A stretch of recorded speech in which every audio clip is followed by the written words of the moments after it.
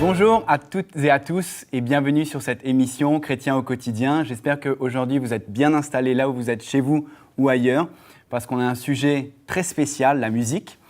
J'accueille Mickey et Audrey Hardy. Audrey, bonjour. Hello Nico, ça va? Bonjour Audrey, ça va très bien, je te remercie. Et Mickey, bonjour. Bonjour, Nicolas. Bonjour Mickey. Donc comme je vous disais en introduction, on va parler aujourd'hui de la musique. On va essayer de faire un état des lieux de ce qui se passe dans les églises, comment les chrétiens réagissent à la musique d'aujourd'hui, la musique du monde, qu'est-ce qu'ils en font.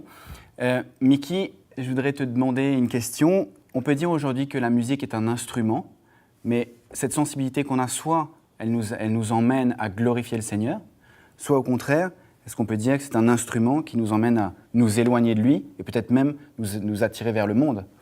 Donc, certainement. Il y a toutes sortes de musique aujourd'hui, nous le savons. Et il faut comprendre qu'il y a toutes sortes de musique et pour plusieurs raisons. On peut se distraire par la musique, on peut se divertir par la musique, et on peut aussi, à travers la musique, louer le Seigneur, Amen. Adorer le Seigneur, rendre gloire à Dieu et exprimer notre cœur de reconnaissance envers le Seigneur. Et pour toutes ces, ces moyens de pouvoir utiliser la musique. Mais je crois que c'est important de savoir aujourd'hui quelle musique que le chrétien écoute. c'est ça qui est difficile. Peut-être vous voyagez beaucoup en Afrique. Je sais que vous avez beaucoup de témoignages dans l'Église ou ce que les chrétiens écoutent.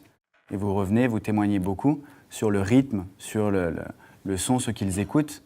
Est-ce qu'on parle dans les églises ou est-ce qu'on parle maintenant chez soi, ce qu'on écoute, etc.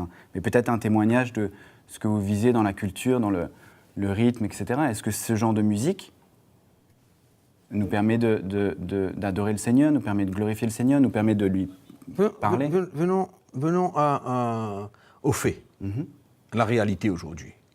Mon avis, de ce que je vois, je pense qu'il y a un gros pourcentage de chrétiens qui écoutent la musique du monde.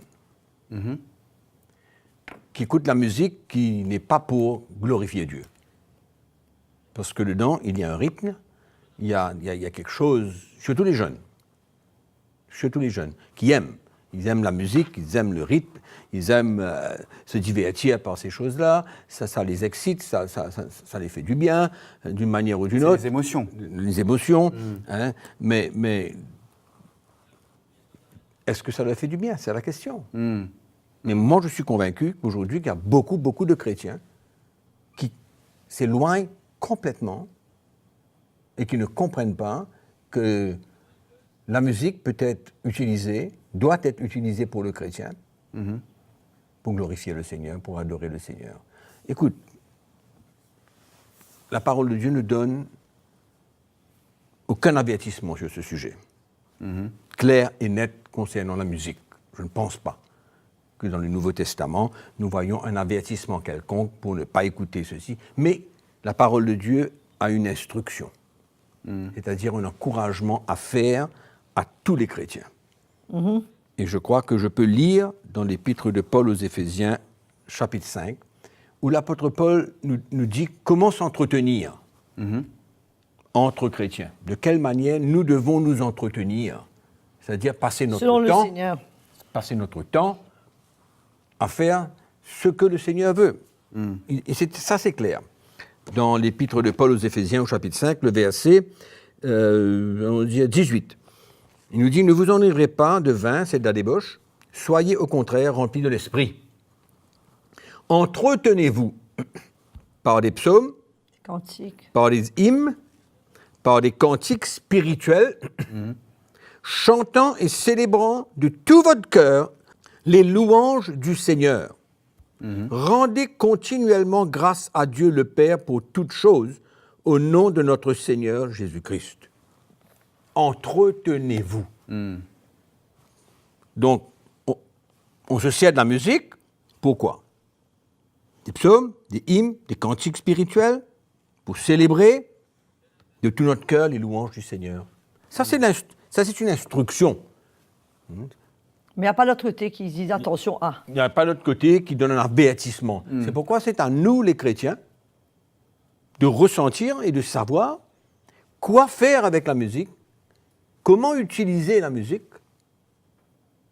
si ce n'est pour aucune autre raison que ce que l'apôtre Paul nous encourage, nous instruit pour notre bien, pour que nous puissions grandir et que nous ne soyons pas affectés, que nous ne nous éloignions pas du réel but de se servir de la musique pour nous entretenir et nous rapprocher de Dieu et nous construire et entendre la voix de Dieu, rendre gloire à Dieu, être reconnaissant envers le Seigneur, des actions de grâce envers le Seigneur. Comme les psaumes, comme David, il s'est servi de la musique pour exprimer sa reconnaissance Exactement. envers le Seigneur. Ouais. Mais qu'est-ce qui s'est passé alors? Pourquoi aujourd'hui, la majorité, on va dire, ou je ne sais pas le pourcentage de chrétiens, préfèrent écouter la musique du monde, ou même, je pense qu'on va en parler, emmènent la musique du monde dans l'Église, finalement, peut-être avec des paroles qui glorifient le Seigneur, mais avec une musique mondaine.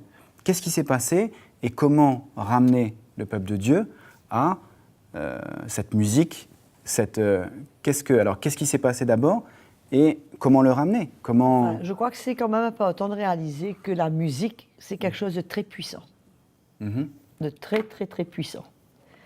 Ça permet beaucoup de gloire à l'homme. C'est un instrument commercial extraordinaire, puisque c'est un moyen de gagner beaucoup d'argent. Et si on regarde même dans l'Ancien Testament, nous voyons que la musique avait une grande place. Avant les guerres, il y avait toujours les chantres qui allaient en avant. Quand on voit la prise de Jéricho, on voit comment ils ont sonné de la trompette.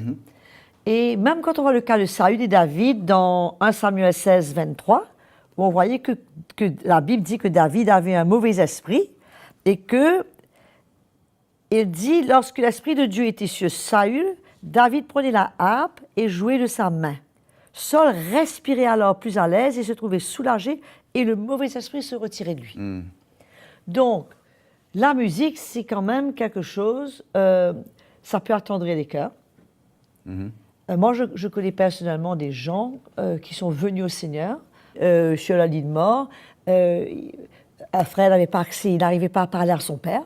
Il n'arrivait pas à lui parler du Seigneur. Le papa était bloqué. Il était sur son lit de mort. Et ils ont mis un des chants de Montberger, qui est un de mes CD. Et les larmes se sont mises à couler sur le visage du papa. Ça a ouvert la porte pour que ce frère parle du Seigneur à son papa. Et il a reçu le Seigneur avant de mourir.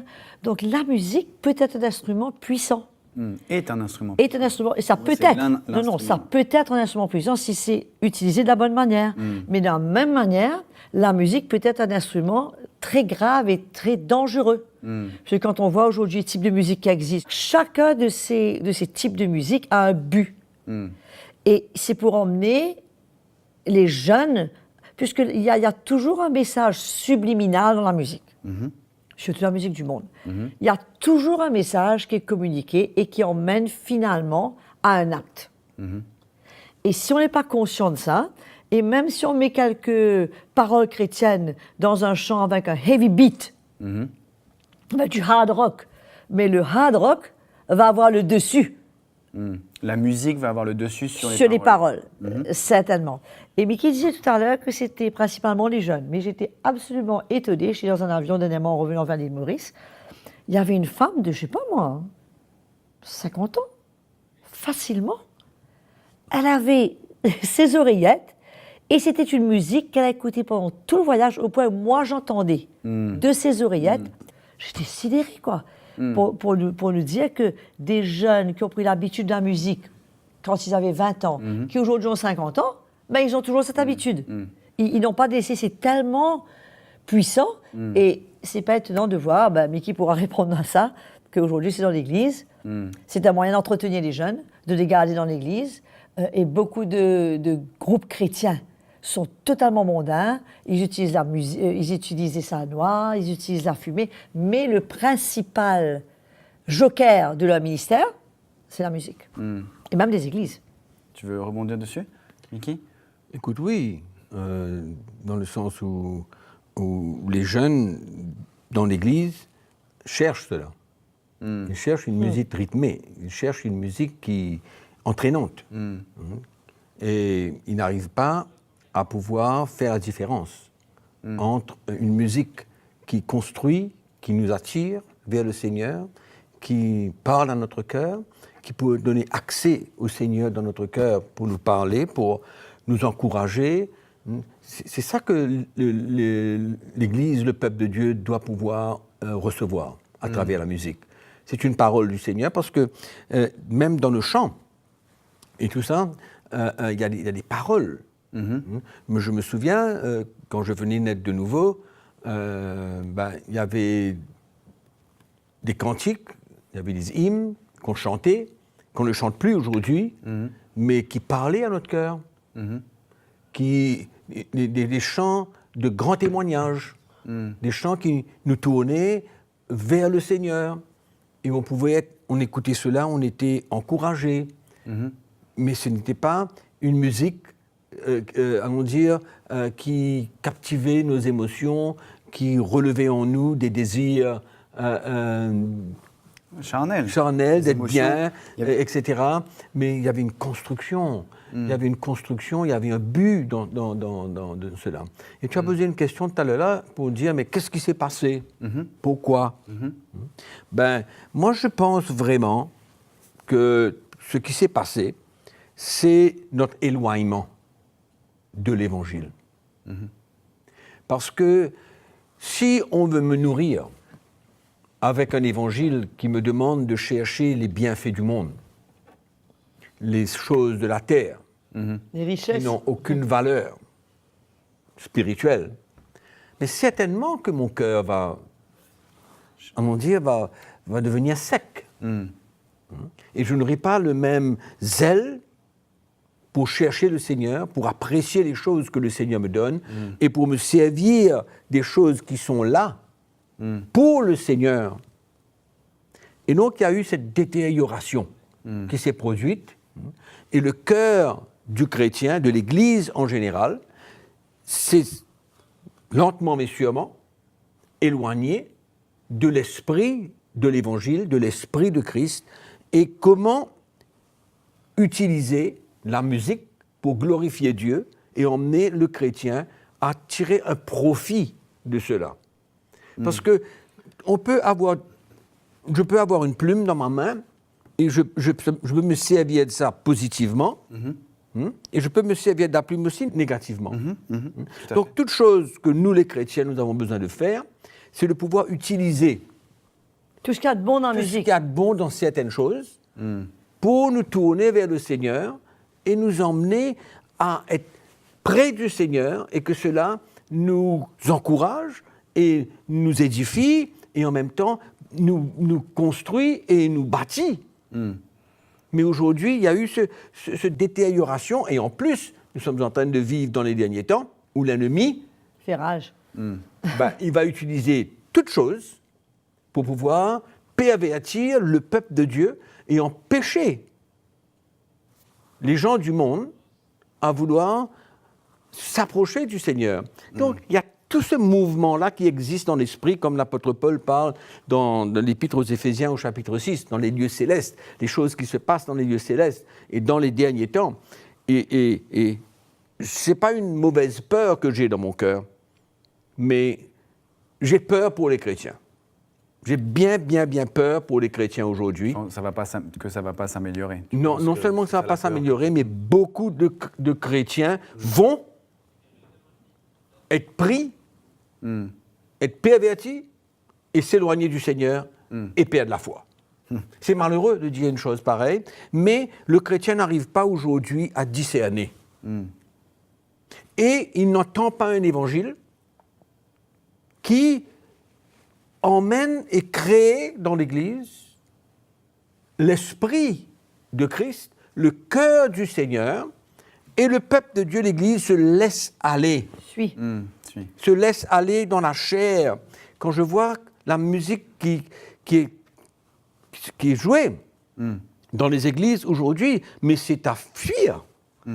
quand on entre comme ça dans une église, on va souvent, Audrey et moi, en Afrique, et c'est pas pour pointer le doigt sur l'Afrique, non, mais c'est un peu partout. La musique a pris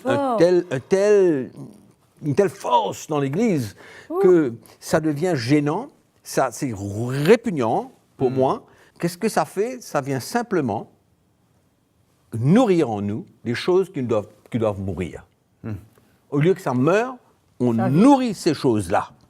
C'est pourquoi les chrétiens aujourd'hui doivent pouvoir faire la différence et se réveiller un petit peu et se dire que le monde est en train de nous donner et nous fournir d'un matériel qui détruit le peuple de Dieu. Et c'est malheureux de voir qu'il y a des chrétiens qui sont talentueux, dans la musique, dans des belles voix, ils peuvent produire des choses extraordinaires pour le Seigneur, mais c'est malheureux de voir qu'ils utilisent cela pour se défouler, pour manifester leur talent, et de ne pas comprendre que ce que Dieu leur a donné, ils ont besoin, premièrement, que le Seigneur fasse une œuvre dans leur cœur, afin de pouvoir utiliser ce talent pour le Seigneur.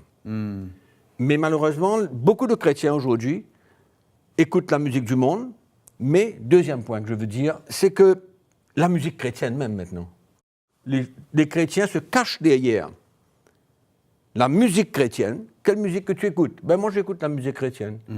Mais quelle musique chrétienne que tu écoutes? Est-ce que ça t'entretient? Est-ce que tu es en train d'être vraiment près du Seigneur? Est-ce que ça te parle à ton cœur? Ou bien tu aimes simplement écouter quelques paroles et surtout la musique qu'il y a, le refrain, le rythme qu'il y a derrière, tout ça. Donc c'est vraiment un gros problème. Est-ce qu'il y a une musique, dans la musique, il y a le rythme, la mélodie, et puis il y a les paroles. C'est facile de discerner si une chanson parle du Seigneur. Par contre, c'est très difficile pour un jeune, etc., de dire, oui, ça c'est une musique qui m'emmène à adorer, comme tu disais tout à l'heure, qui a témoigné à la personne qui était sur son lit, ou est-ce qu'il y a une musique que le Seigneur aime, une musique, un rythme, c'est ça qui est difficile à dire. Moi, ce que je voulais dire là, c'est que j'ai aussi beaucoup dirigé la louange, l'adoration dans l'Église, dans les années passées. Et là où je vois un grand manque dans l'Église, c'est qu'aujourd'hui, les gens ne font pas la différence entre un chant qui est ouin, qui contient une onction, et un chant qui est juste de la musique. Un rythme. De la musique, des notes. D'accord. Des notes, du bruit.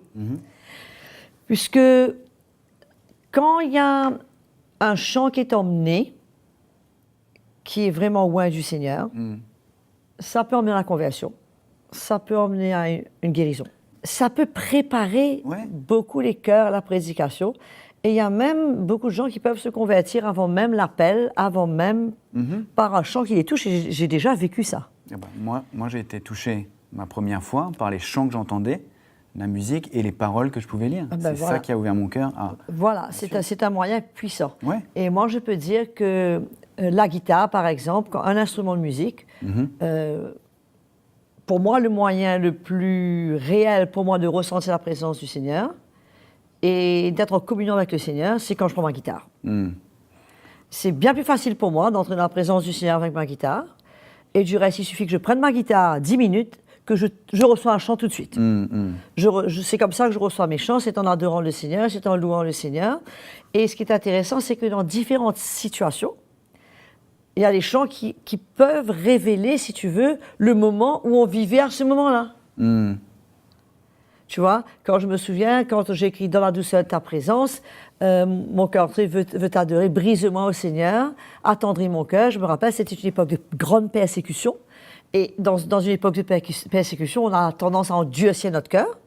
On peut prendre la chose du côté négatif, endurcir notre cœur, mais c'était un chant qui disait « Mais Seigneur, brise-moi, attendris mon cœur, et que ma vie puisse te glorifier, même dans ce moment. » Et je crois que c'est un moyen extraordinaire de pouvoir adorer le Seigneur, de pouvoir glorifier le Seigneur, mais en même temps un moyen extraordinaire qui peut aussi glorifier l'ennemi. Et dans les églises aujourd'hui, moi, je vais avec des boules caisses. Hein. Dernièrement, on était dans un pays d'Afrique et on était choqués. Il y avait un des gars là, il s'est laissé, tu te souviens, je sais pas quoi, moi, un genre de percussion, mais il se laissait aller dans la chair, mais avec des gestes un peu obscènes, mais il n'y avait plus de limite. Et tout le monde applaudissait, quoi. On trouvait ça que c'était génial. Et par la suite, quand il y a eu un appel, c'était parmi les responsables. C'est quelqu'un qui s'est approché. Donc, vraiment, il y a un retour à la vraie musique, à la vraie adoration. Et si on regarde dans le Nouveau Testament, on ne voit aucune part, à part de ce texte que Mickey a cité, on ne voit pas aucune part où l'Église, on parle pas de guitare, de harpe, de synthé, de percussion, mais c'est des instruments qui sont là. Et si ça peut être utilisé pour glorifier le Seigneur... Des instruments qui sont doux. Parce que c'est ça, est-ce qu'on peut ramener les chrétiens à une simplicité? Au lieu d'avoir un big band, bien sûr. Au lieu d'avoir ça... C'est ça le problème, c'est un gros problème. Parce que la musique, les instruments, toutes ces choses-là se développent. Tout devient professionnel, tout devient techniquement absolument parfait. Les instruments... Et on cherche cela. Le problème, c'est que l'Église cherche de plus en plus à se perfectionner là-dedans. Mais moi, je crois que ce qui est important aujourd'hui, c'est d'essayer d'encourager les chrétiens. Ouais. Essayer d'encourager les chrétiens à vraiment ressentir et d'être sincères envers le Seigneur. Parce que si on est sincère et honnête devant le Seigneur et qu'on vit une vie correcte, je crois que l'Esprit de Dieu peut nous parler, nous conduire à vraiment écouter une musique, discerner cette musique et chercher ce que ça peut nous faire d'une manière positive. Tout chrétien doit recevoir de la nourriture, mais pas du poison. Mais malheureusement, à travers la musique, il y a beaucoup de poison qui est administré au peuple de Dieu. Et malheureusement, ils se cachent derrière cela, ils se disent c'est chrétien, c'est bon, il n'y a pas de problème. Il y a une musique là, mais il y a quelques paroles. Il y a des paroles plutôt, mais quelques paroles dedans. Qu'on se cache derrière. Oui. Alors, la chose évidente pour moi, c'est que quand un chrétien qui a du talent, qui a tout ce qui est bon pour créer quelque chose dans la musique, s'il n'est pas brisé, s'il n'y a pas une œuvre de Dieu dans sa vie, je ne vois pas, personnellement, à part des exceptions, comment il va produire une musique et un chant qui va honorer Dieu, qui va aider les chrétiens, qui va transmettre quelque chose dans la vie des chrétiens. Je vois ça difficilement. Les paroles que nous prononçons devant le Seigneur et cette musique qui accompagnait cela, c'était autre chose. C'est pourquoi les chrétiens aujourd'hui, qu'ils comprennent et qu'ils réalisent qu'il y a un grand piège d'écouter n'importe quelle musique chrétienne. C'est un piège. Ce qui rentre va sortir. La balance n'est pas passée. J'aime bien ce que tu dis et j'essaie de comprendre. Avant, ce n'était pas les paroles qui vous encourageaient, la musique l'accompagnait. Et aujourd'hui, ce n'est pas plutôt l'inverse ce qui se passe? La musique, c'est ça qui entraîne. Et aujourd'hui, il faut cette musique-là. C'est comme si la musique est venue là, et puis finalement, c'est des paroles qui viennent accompagner cette musique-là. Exactement. Et moi, je voulais dire aussi, suite à ce que Mickey disait, dans les années de cela, on avait un frère qui conduisait la louange chez nous. Malheureusement, il a été décédé dans un accident en 91, mais ce frère, c'était un vrai adorateur. C'était quelqu'un qui se levait à 3 heures du matin, qui prenait sa guitare, il était dans sa chambre, il adorait le Seigneur, il passait des heures à adorer le Seigneur, et quand il arrivait sur l'estrade, et qu'il ouvrait sa bouche, et qu'il commençait à louer le Seigneur, mais l'Esprit de Dieu descendait, était là, la présence de l'Esprit de Dieu se faisait ressentir, mais c'était vraiment quelque chose qui venait du cœur. C'était pas rien de professionnel, c'était peut-être des petites notes à côté, c'était peut-être pas du bon français, mais ça venait du cœur. Et quand il conduisait le peuple de Dieu, le peuple de Dieu pouvait rentrer dans la présence du Seigneur. Et moi, je veux encourager non seulement les chrétiens, mais les directeurs de louanges, les pasteurs d'église, pour leur dire attention. C'est un département qu'il faut vraiment revoir.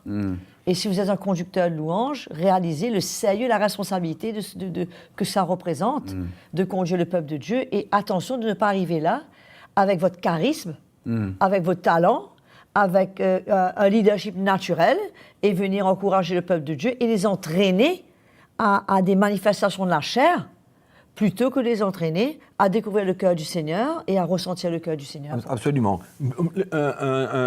Quelqu'un qui conduit la louange ne peut pas venir là pour ranimer la chair de l'homme. Il ne peut pas faire ça.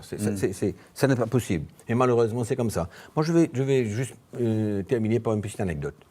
J'avais un petit travail à faire chez moi un jour, dernièrement, et il y a quelqu'un qui est venu travailler là. Il était un maçon. Il était venu travailler et il avait dans sa poche de derrière son téléphone et il écoutait une musique. Bon, je n'ai pas pris le cas. Et il travaillait. Et à un moment donné, je suis venu voir qu'est-ce qu'il était en train de se faire. Et j'écoutais la musique. C'était une musique... et à un moment donné, j'ai réalisé qu'il était un chrétien. Il était un chrétien. Et je lui ai dit, qu'est-ce que tu écoutes comme musique là? Il me dit, j'écoute la musique chrétienne, là. Il tire son truc, là, il me montre. Je lui ai dit, mais qu'est-ce que ça te porte, cette musique que tu écoutes là? Qu'est-ce que ça emmène dans ta vie? Il me dit, écoute, c'est bien, j'écoute, c'est la musique chrétienne. Mais tu vois, combien de chrétiens sont comme ça? Et ne savent pas. Ils n'ont aucune idée qu'est-ce qui est bon, qu'est-ce qui est mauvais. Les chrétiens doivent pouvoir aujourd'hui arriver à comprendre. Est-ce que mon cœur, est-ce que quelque chose est en train de m'aider? Ça m'édifie. De m'édifier? Est-ce que je viens de me rapprocher du Seigneur? Ce que j'entends là?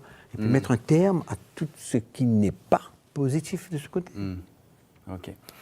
L'émission se termine. J'espère que vous avez compris que la musique est un instrument où il faut faire attention. On s'est adressé aux chrétiens, on s'est adressé aux pasteurs et aux responsables de louanges. N'hésitez pas à nous écrire. Je voulais juste vous encourager. Il y a un livre que Mickey a écrit. Dessus, il y a un chapitre où tu parles de la musique. Audrey, pareil, tu as écrit et tu as enregistré des CD qui nous ont encouragés. Tu en as parlé, qui m'ont encouragé aussi. Il y a des instruments qui sont là pour vous édifier et pour vous encourager. C'est gratuit, téléchargez-les. Il y a aussi Malaika, le programme Malaika qu'on a fait sur la musique qui était très intéressant. Il y avait un programme exactement avec Pasteur Roland qui était là, que j'ai regardé, qui était très édifiant. Donc je vous encourage, tout ça, ça s'affiche sur votre écran. N'hésitez pas. Donc merci beaucoup Mickey, merci beaucoup Audrey. C'était génial. À très bientôt, merci beaucoup, au revoir.